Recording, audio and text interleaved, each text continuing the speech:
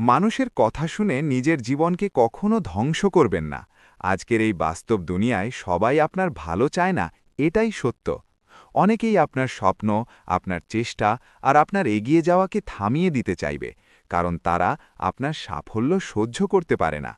তাই অযথা মানুষের নেতিবাচক কথায় নিজের আত্মবিশ্বাসকে দুর্বল করবেন না। মনে রাখবেন, আপনার জীবন আপনার নিজের, আপনার সিদ্ধান্ত আপনার নিজের হওয়া উচিত।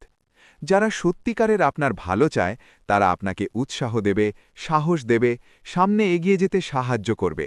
কিন্তু যারা সবসময় সন্দেহ, ভয় আর নিরুৎসাহিত করার কথা বলে, তাদের থেকে নিজেকে দূরে রাখা জরুরি।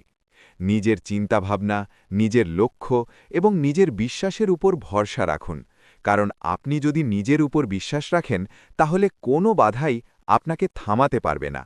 নিজের স্বপ্নকে সম্মান করুন, নিজের পথ নিজেই তৈরি করুন এবং আত্মবিশ্বাসের সাথে জীবনের প্রতিটি ধাপে এগিয়ে যান।